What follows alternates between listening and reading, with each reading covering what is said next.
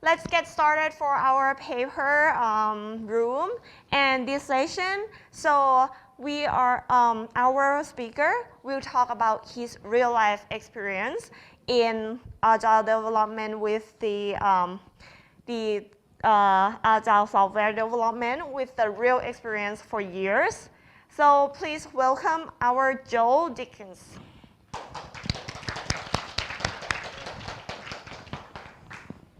Thanks. So, it's the end of the day. I'm sure everyone's a little bit sleepy. And I've got a boring topic about management, so I'm sure you'll be all asleep by the end of this, but we'll see how we go. So I'll just start with a little bit about me. For those that don't know you, some of you do, some of you don't. My name's Joel Dickson. I'm a senior development or engineering manager at Agoda. I'm also an open source contributor.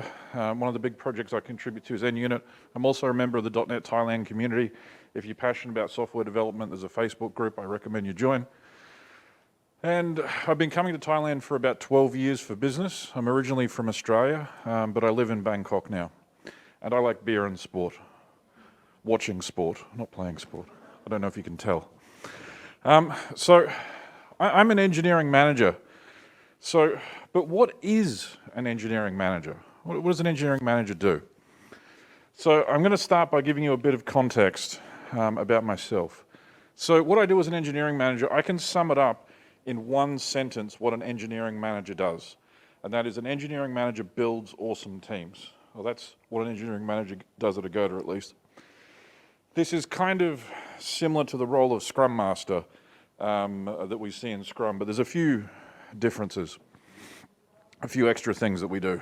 Part of building an awesome team is hiring the right people, onboarding them, making sure the team has the right skill sets to execute, coaching the team, helping them to improve themselves, making sure they receive the right adequate training for progression, etc. in their careers.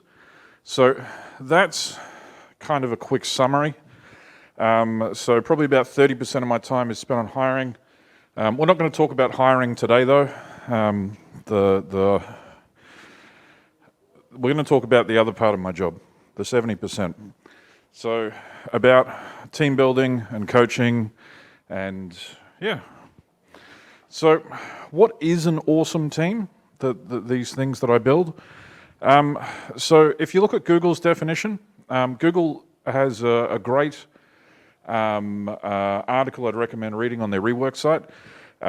They talk about 5 aspects of high-performing teams. I think these are really good. The number one being psychological safety. If you don't know what psychological safety is, please Google it. There's some great books on it. Ruth recommended me a great one the other day called the Fearless Organization that I'd recommend reading as well. But they also talk about dependability, structure and clarity, meaning of work and impact of work. And some of these things have been spoken about at some of the other topics today. That was pretty cool. If we look at the Agile Manifesto, they say that the best architectures and requirements and designs emerge from self-organizing team. And if we look at the Scrum Guide, we see self-organizing teams choose how best to accomplish their work rather than being directed from others outside the team. Development teams are structured and empowered by the organization to organize and manage their own work. So this is kind of where the title of today's topic comes from. I'm a manager, I manage teams that are self-organizing. It says self-organizing a lot. Self-organizing and self-management are the same for me. But it's just more of a provocative topic when I say managing, self-managing teams. So why is self-organizing and self-managing good? It helps to encourage ownership, and ownership's a big part of our culture at Agoda. Ownership is an important, sorry, that's what I just said. Teams that own their process are more engaged, and this leads to more satisfaction in their work. More output, more productivity, more retention of staff, all those sort of good things. And they also take more responsibility for their work. So we find that teams that are more engaged, the products that they deliver they take responsibility for them. And it's very important. At Agoda, we work in a lot of full stack teams, and they own things all the way through to production. And they're the same guys that build the stuff get woken up at 2 a.m. when there's a problem with the stuff, and they come in and they fix the stuff at 2 a.m. if they design stuff that breaks at 2 a.m. Not all of us do. And there's a great article on Scrum Alliance that I'd recommend reading about this topic. So this is the context for today. So that's what a self-organizing and self-managing team is. I'm an engineering manager. I help build them. And this ties into today's topic, which is I'm going to take you guys through how we start a self-organizing team, how we coach them, and most importantly, how we measure their success is a big one. So I'll start with starting a self-organizing team. So actually, I might start with something else though. I don't know if you guys have noticed these little things on my presentation. Those little characters are Agojis. They're a part of Agoda's marketing for the last couple of years. So that's what the little circles are. So starting a self-organizing team. So throughout your whole life, you always have people, or throughout your young life, you always have people telling you what to do, right? When you're a kid, you've got your parents, they tell you what to do. When you're at school, you have your teachers and they tell you what to do. You go to university, you have lecturers, they tell you what to do. Now, the problem with this is that throughout most of the education systems that we go through, things like critical thinking and people thinking for themselves, they aren't really encouraged. If anything, they're discouraged in a lot of educational institutes. And this is the culture shock I tend to find with people when we start trying to get them to self-organize and self-manage, is you have to do a lot of thinking for yourself. And and after decades of people telling you what to do, to break that cycle and start thinking for yourself is hard. So this is the problem that we come up to. And one of the bits of behavior that I see in a lot of the engineers that I work with when we first start to get them to try this is they start looking for people to tell them what to do. The first person they look for is their manager. It's like, what should I do? Like, you know. And sometimes they look for their PO, because the PO is the one that prioritizes the backlog. So they look to him to go, what should I do today? And this is not good behavior that we need to break. So, and I have a lot of my managers ask me for advice on this. You know, what should I do? My guys don't talk up enough. They're quiet in meetings. They just wait for someone to give them directions. So the first thing I tell them to do is be quiet in meetings. Let the team drive. Now, when you first start to do this in a Scrum meeting, what generally happens is an uncomfortable silence. And I've had some of my managers complain to me. He's like, yeah, Joel, I just sat there for 10 minutes and no one said anything. And I said, keep sitting there. Just keep waiting. And eventually they'll realize that you're not going to give them direction and they need to start speaking up and deciding on their own. The other bit of advice I give to my managers is stop going to meetings. So the sprint planning meeting, task breakdown meeting, you're not needed there. Just don't go. Or better yet, tell your POs to stop going to the Scrum meetings too. There's only a couple of Scrum meetings that the product owner is absolutely necessary for. He doesn't need to be at every stand-up. And if you have a product owner that's going to every stand-up, you might have a cultural problem in your team. So leave the team on their own. And if you leave them on their own, they'll start to realize that there's no one there apart from themselves that are going to give them direction. Remove the leadership figures from the room, and they'll have no choice but to self-organize. And it'll help them to break this cycle. And part of this relates back to Google's #1 point, which is psychological safety. Because sometimes people don't feel comfortable speaking out when there's leadership figures in the room. They might feel embarrassed or something like that.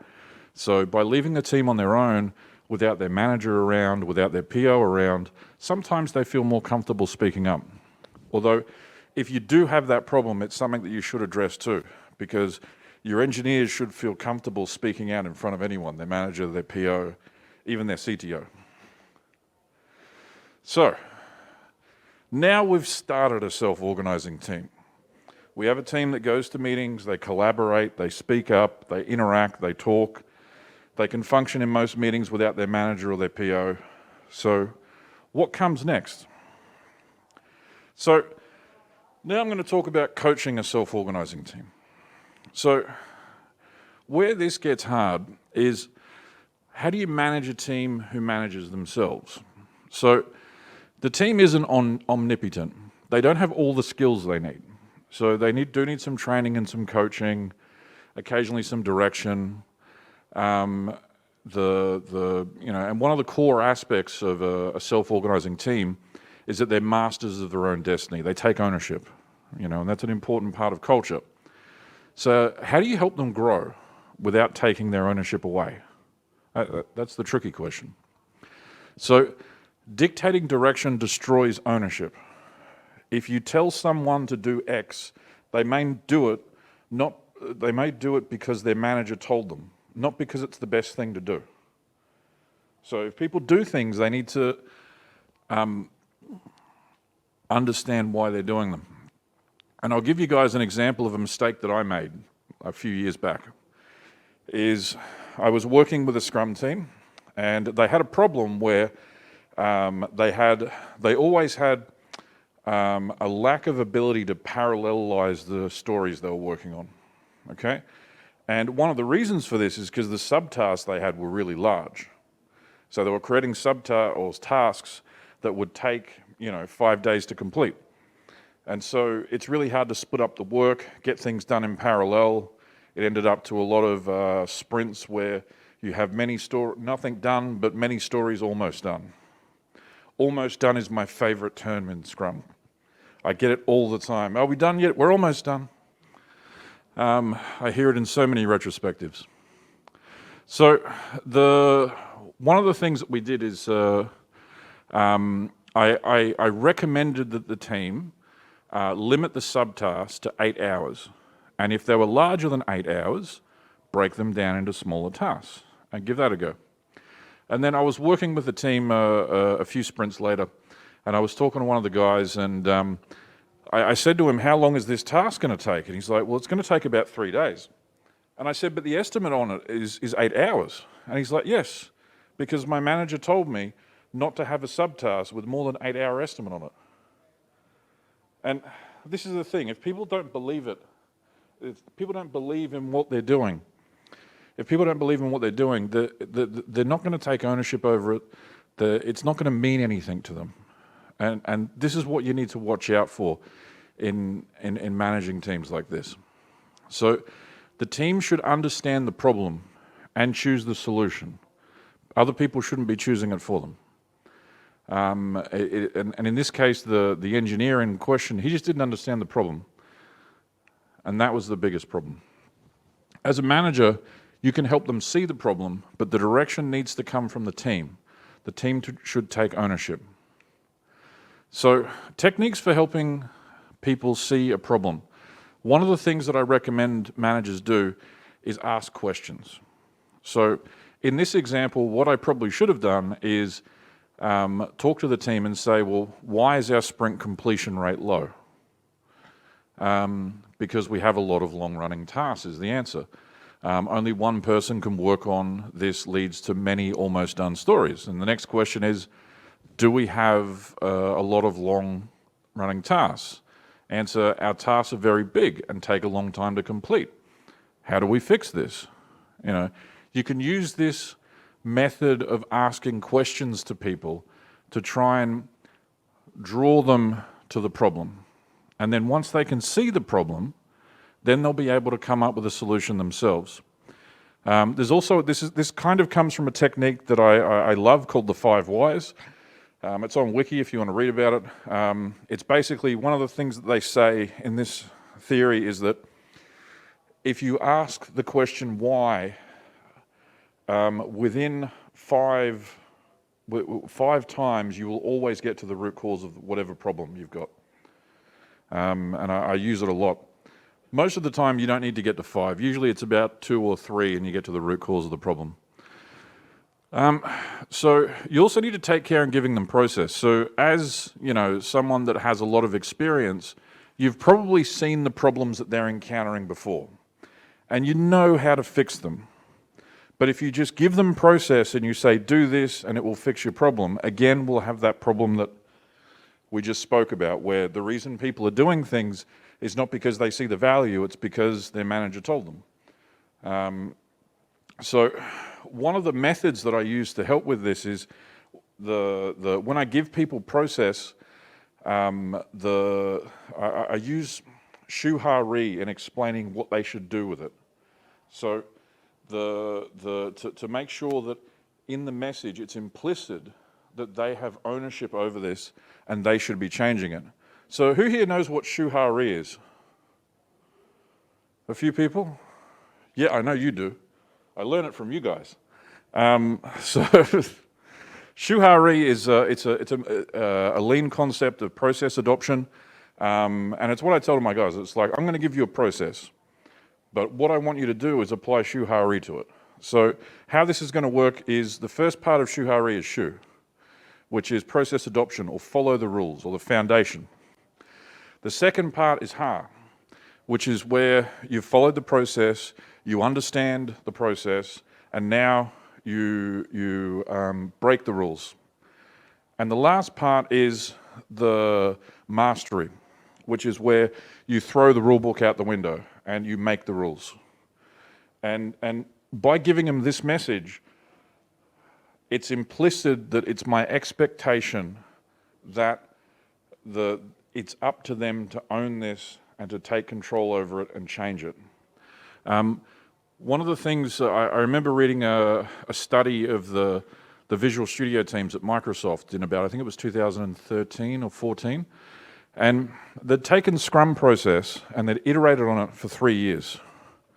And what the process they had looked nothing like vanilla Scrum. And this is what you should be doing with Agile processes. You should be constantly changing it, evolving it around your own context. And if you've got a team that after 2 years of working together, they're still doing a process that looks anything like vanilla Scrum, they're probably doing something wrong. Or maybe vanilla Scrum is the perfect process for them. That could be true too, but I doubt it. So there needs to be this implicity that the process is theirs to change. And it also comes back to one of the important pillars of Scrum, which is empirical process control. The people that are closest to the process are the best ones to make the decision about the change to the process. So we're giving these teams a lot of independence. We're not going to meetings. What if they're going to meetings and just playing Candy Crush or ROV? They could be doing that, right? So what's the risk of these teams doing something wrong because we're giving them too much independence? So this is a segue into the last section, which is we need to make sure the team has a good KPI or measurement. If they have the right KPI, they will self-correct and require little direction. All right? So if you've got a way to measure them that equals the business value or the output they're delivering, you don't really care how they're doing it, right? If the team is making you money, then that's a good thing, and you should let them keep making you money and leave them alone, to put it quite frankly. So, last topic, measuring success. So, a question I always ask people, or particularly when I run into managers that work at other businesses, which is generally in the tech sector, how do you measure the success of your teams?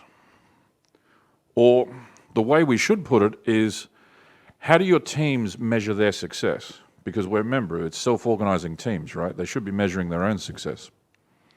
So there's a variety of different answers to this, and I want you guys to think about how you measure the success of your teams at your company, all right? One of the answers I get is they meet their deadlines. Who here measures their team's success by meeting their deadlines? No one? I know there's one over there. We spoke about this before. A couple of people, okay. What about sprint completion or story points? Yep, a lot of people. What about deployment frequency or lead time for change? Yeah?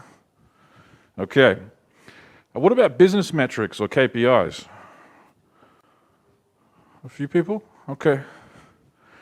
So I'm going to discuss a few of these. We'll start with deadlines, or the common name for it is DDD, deadline-driven development. This is teams that meet their deadlines. This happens a lot, I think, in service-based companies. I've spoken to a few people that work in the service-based companies as opposed to product-based companies. It's what Agoda is. I think we're at a good benefit being a product company. We don't have a lot of these problems with deadlines. It's not fulfilling for a lot of people to meet a deadline. It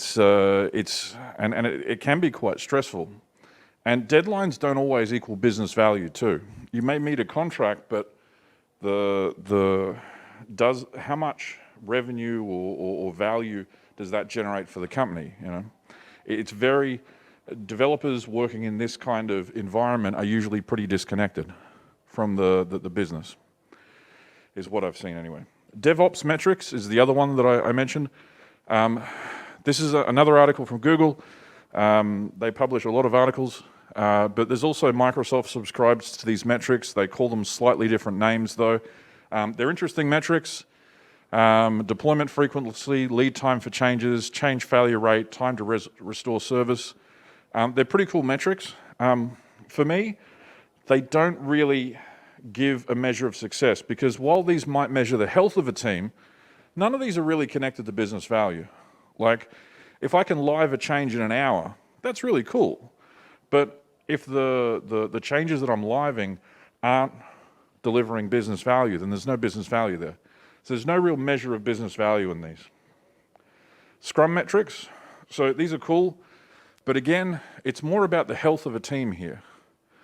None of these are really connected to business value. And I've actually been in teams before where they've had really high sprint completion rate, but they weren't delivering anything because the changes they were making were ineffective. They were running a lot of A/B tests, and they were either flat or failing. So these alone aren't a good measurement for a team. And then business metrics. So we talk about number of bookings. This is a big one at Agoda. A lot of the A/B tests that we do, we measure the difference in, you know, if people book or not on the A versus B variant. It's very connected to a bottom line. Basically, if your experiment wins, the company is making more money. That's there's very few things I've seen that connect you closer to business value than that. New customer registrations, newsletter signups, Facebook page likes, YouTube video views. All these are business metrics that your engineering team might be doing features for that impact. And again, they're very close to business value, very connected, a lot of them. What do we do at Agoda? So at Agoda, we look at net velocity, story point, sprint completion. We look at these things. For us, this is more like the health of a team, more than the business value. We also look at number of experiments turned on in production. So this is kind of a measure of working software for us. Who here knows what an A/B test is? Okay, all right. I might just quickly explain what I mean by A/B test or experiment.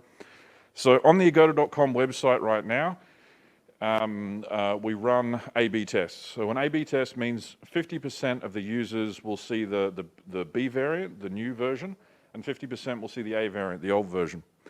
And this means that we're accurately able to test the effect in real time of a new feature on the users on the page. So when I say experiments, I'm talking about A/B tests. That's what they are. At the moment, there's probably about 600 A/B tests running on the agoda.com website. So if you open it on 2 different laptops, it's a statistical impossibility you'll get the same website. So I recommend looking into A/B testing if you're working with engineers, and especially if you're in e-commerce. Product KPIs, so like I said, we usually look at things like bookings from A/B tests at Agoda, business value from working software, and lastly, Devops Metrics. So again, we look at these, but for us, they're more like the health of a team, not the actual success. So the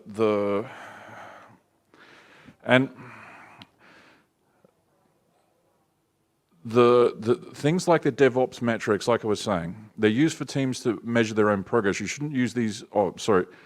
A lot of these metrics, say for example, the story points and sprint completion, they're for the teams to measure themselves. Number of experiments as well, Devops metrics. Each team has their own context. So just a disclaimer, be careful if you're using these, not to use them to compare between teams, because generally it won't work. For example, with story points, you could have a team that's more pessimist versus another team that's more optimist, and then you'll get a difference in story points just from people's attitudes. Okay, so, and this brings me into my next topic, which is a sad story that I want to share. So one of the KPIs that we set at Agoda a while ago was on story points. And it was around 2017. We set a story point KPI for a small department. Over a year, we saw an 80% increase in the story point output from these teams in this area. That sounds amazing, doesn't it? So that means they're producing almost double the amount of work they were the year before. So, you think this is successful? It's unbelievable is what it is. So I'll talk a little bit about the cultural impact that we had from setting this kind of KPI. So I got a question for you guys. So we've got sprint 1, it's just complete. So I had 3 stories in sprint 1, a 3-point story, a 10-point story, and a 3-point story there. So this 3-point story at the bottom, it's not done. So it'll carry over the next sprint. The 10-point story is 70% done, so we get 3 story points carry over the next sprint. We re-estimate it and add it to the next sprint. What is the velocity for sprint 1? Is it 3 or is it 10? Who thinks it's 10? It should be 10? Who thinks it's 3? Well, it depends on what you're measuring and what the data is used for. So if you're measuring, remember one of the things from the Scrum Guide is the measure of progress is working software. So if you've got a story that's 70% complete, it's probably not working, right? So should it be counted in a measure of progress? If that's what we're measuring, sure. But you see, I tried to explain this to some engineers, that you're measuring your progress, and he said to me, no, we're measuring story points. That's my KPI. And he said, I want my points. You're taking my points away. And it was a really bad cultural impact that we had by trying to set a KPI like this. And I definitely wouldn't recommend setting KPIs around things like these. Story points are measures of health for team. They're not a measure of business value. So what actually happened? How did we get an 80% increase? I thought this was the interesting learning that we had. So one of the things that happened around that same time is that, well, actually people optimized like the example I just gave, and that automatically will increase your story points. People paid more attention. When you give someone a KPI around story points, they might not have been tracking it very accurately before, but damn straight they're tracking it accurately now because they've got a KPI on that. We also had some good education on effective task breakdown during that time, which I think helped with the output, but it was nowhere near 80%. I actually did a talk on that here at 2018 on some of the stuff we did in task breakdown, if any of you guys are interested. And at the same time, we also slowed hiring compared to the previous year. And this, for me, I thought was one of the things that I probably think impacted it the most after the actual just calculation. Because what happened was we moved people between teams less, so we had longer-lived teams. And long-lived teams is very important for teams' efficiency. So we had some learnings on this because when we fail at Agoda, we always learn. So failure is a learning experience. So people's primary measure of success should relate as close to the business value they deliver as possible. So story points aren't directly linked to business value. They're not a good KPI. The example I gave before, like bookings, you know, if your team can impact something that close, it's a great KPI. You know, and there's no business value in story points alone. And people can and will fixate over numbers. And that's kind of okay, but you just need to give them the right numbers. Because if their numbers are connected to business value, you know, and they fixate over them, they're going to increase business value directly by, you know, digging into the data on the numbers. So what makes a good KPI? So, and this I think for me is one of the most challenging things as an engineering manager. Because if you can give a good KPI to a team, they can self-manage so well, and you always know that they're doing okay. The only thing you need to ask them for is where are we at with the KPI? And if the answer is a good answer, you can just leave them alone.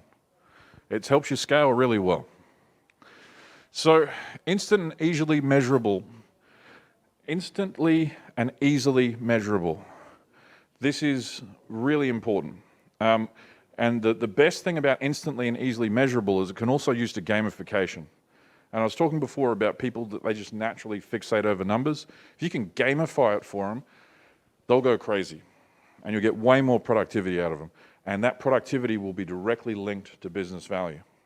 One of the things that is hard is if you have KPIs that are a long tail effect to measure.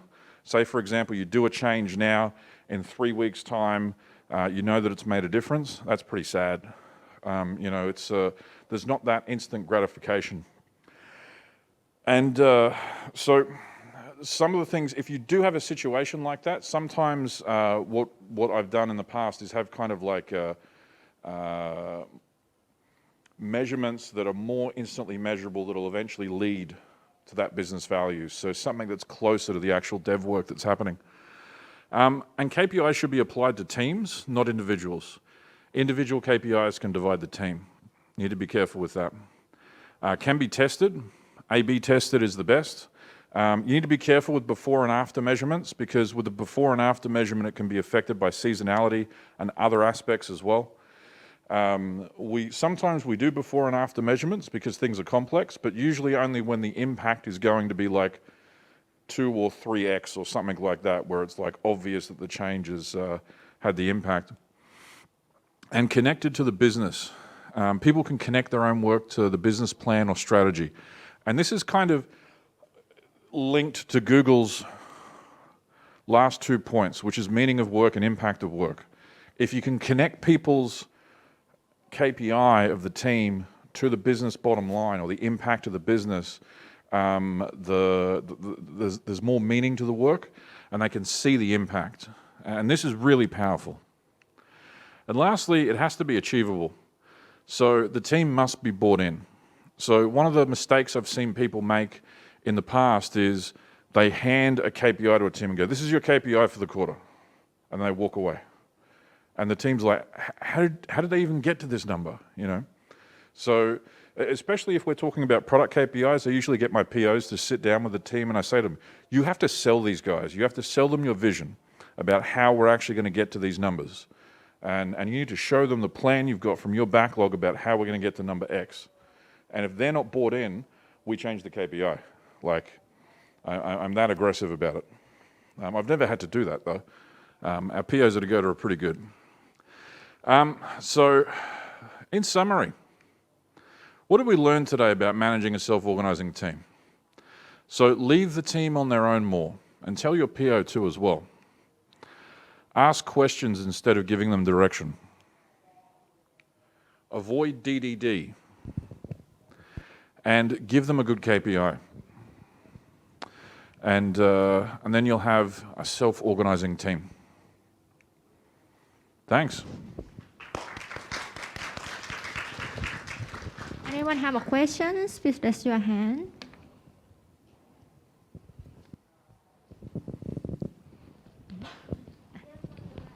Okay, sorry.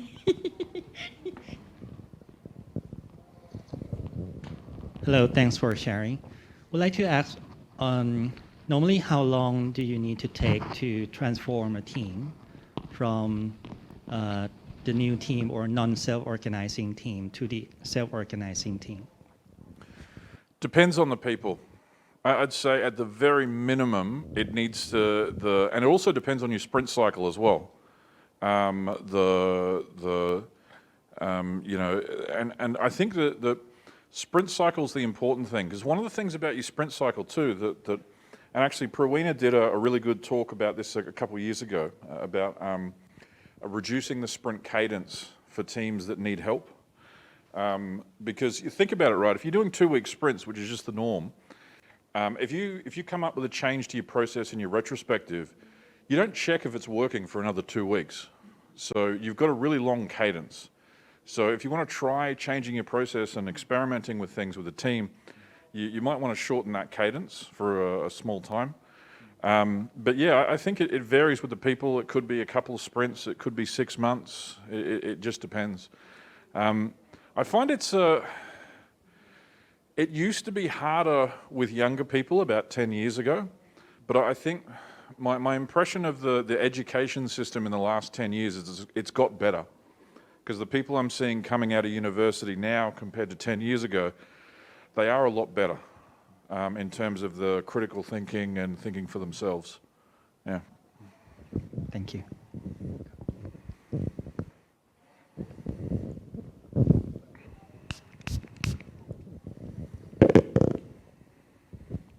Hi, great talk. Thanks. I have 2 questions. First one for the business value metrics. Normally we have like company enterprise like metrics, right? How do you divide that a big goal like an increase in sales into a business value that the team can relate and can see that they make impact in this? Because sometimes people say there are other factors from other things, COVID and all, such that our team cannot control those business value entirely. A/B testing. Yeah. If you're doing an A/B test, the increase in sales on your feature should be like straight away. Like you've got a B variant and A variant. If something else is going on, like environmental impacts, seasonality, things like that, it's happening to both the A and the B variant. So you have to break down like the big goals to something that the team can relate and have a clear measures before and after. Well, things like an increase in sales, right? The team is doing features that will add sales. So, you know, I'm trying to think of an example that one of my teams worked on recently that I'm actually allowed to talk about. Yeah, like for example, I think an example I can think of is one of my teams did a new design on what we call the room gridder to go to on the property page. So you go to the hotel page, and then you've got a grid or a table where you select, you know, which rooms you want, and they applied a new design to it. And it was a big project, and it took them, I think, 8 weeks. And you know, when we ran that, 50% of the customers saw the old design, 50% saw the new design, and we could see the impact on bookings or sales from that. Yeah, and I think that's, it depends on what you're working on though. Like another example I can think of from I don't know, it depends on your industry and what you're working on. Like I said, in e-commerce it's easy because you're just chasing money and you've always got an e-commerce funnel. But in other industries that aren't e-commerce, it gets a bit harder. Like if you're in something like finance industry or something like that, where you're doing like bill processing, it gets a bit harder. I see. Yeah. My second question, Yep. when you say goals has to be achievable, you can explain to team how we're going to get there. Will that impair the kind of aspiration, 10x goal kind of thing, if you know at day one that it's pretty achievable? How you inspire them to do more than Yes, the word achievable? that's a good question. Yeah, and I can relate that back to some. So it depends. Is the answer there? It depends on the context of the team. So a good example is I had sometimes we set goals which are moonshots. So at Agoda, we've kind of like we've got core things that we work on that are kind of like the day-to-day. And with those, they're very predictable. But then we've got strategic projects, which are kind of like new things that we're experimenting with. One of the things that you might have seen at Agoda's website over the last kind of 4 years is we've added flights. So you can now book flights on Agoda. You couldn't do that 3 or 4 years ago. So that was a strategic project, you know. And we've also added things like homes properties. And these are strategic things. And they're not the data. They're more unpredictable. We just don't know, you know. You can reduce the predictability though, but sorry, I should take a step back. So with those moonshot projects, generally when we start them, we set crazy KPIs because we just don't know. And sometimes it's okay to set crazy, insane KPIs because sometimes it'll help people think outside the box. Like, you know, if you're, you know, the quarterly target is usually to increase sales by 0.5% in this area, and then someone says to you, all right, your KPI for the next quarter is not 0.5%, it's 20%. You'll think, well, I can't do that. But then actually it might force you to think like outside the box. But it's important when you're doing that and setting those kind of KPIs that it's clear to the team that this is a moonshot KPI. I have had some issues in the past where a PO was given a moonshot KPI. He went to the team and said, yeah, it's just gone from 0.5% to 20%. The team went, no, you know, how does this happen? And it wasn't explained clearly. And after the PO explained it and we explained it to the team, they're like, oh, okay, let's try and think, you know. So it also comes down a bit to you can also remove some of the predictability or remove some of the unpredictability. I think one of the talks that I was in earlier today in that room, the speaker gave an example of the boss wanted a chatbot. And it's like, well, we don't actually know what impact the chatbot will have. But what we might do is we'll hire extra people for the call center for a short period to understand the demand and make them fake a chatbot. And this is what's commonly known as a demand test. And so we can usually use these demand tests to understand what the impact is and set better KPIs and also know if we should actually invest here or not. So yeah, I hope that answers your question. Yeah.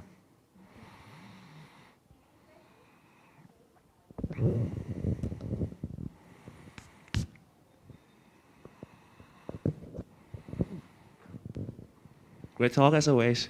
I have a question. Like one of your slides, you say like the KPI should apply to the team, right? Not to the individual, right? Yep. Because apply to the individual can separate each one of the team, right? Yep. But I think we kind of like maybe used to face the same problem when we apply the KPI to the team. Right now we separate the team, right? The team have to complete their own KPI, and then they have a fight between team. So how do you deal with that? I don't understand. You mean setting multiple KPIs on the team? No, I mean because based on the things that you said, like the KPI should set on the team, not on the individual, right? Yep. By the reason that if you assign a KPI to the individual, it can separate each one in the team, right? It's not gonna be the team anymore, right? Yes. Because everyone gonna compete to do their own KPI. Yes. Right now, when you assign the KPI to the team, then the things that I face before is that the team compete to each other. I mean, team with other team. Teams with other teams? Yeah. Yes, it's compete to each other, and right now they have like a lot of political things because team trying to compete at KPI, right? So how do you deal with that? And also some teams have conflicting KPIs too. Like a good example is at Agoda we've got fraud teams, right? And fraud teams will try and slow down bookings or property sign-ups or things like that. So that actually goes against teams that are trying to increase sign-ups or increase bookings and things like that. So sometimes you have conflicting KPIs. And it's an interesting one, you know, but you kind of want that conflict in some areas. Like with the example of a fraud team, you want a fraud team. You don't want a lot of fraud, you know. So you know, they're kind of a necessary evil in one way, but also a really good thing in another way. So it's tough. Like there's a lot of negotiation that goes on. You know, I've been in some, because one of the systems that my teams run at Agoda is if you want to sign up a property on Agoda, And the fraud team comes in and goes, we want to add all this new stuff that makes it more complex to sign up. And it's like, well, if we do that, it's going to reduce signups. And we generally get the product owners involved, and there's lots of negotiations. And at the end, you've just got to choose what the best thing is for the business. But the best way to deal with that is just talk. Yeah. And think about what's ultimately best for the business, not what's best for your team's KPI. Yeah. Thank you so much for all the questions, and maybe we have to take this other question offline because we're gonna have to close out our session now. Okay. So thank you so much, Joe, for sharing us like how to build a self-management team, and also like for building like the great KPIs. So little gift for you.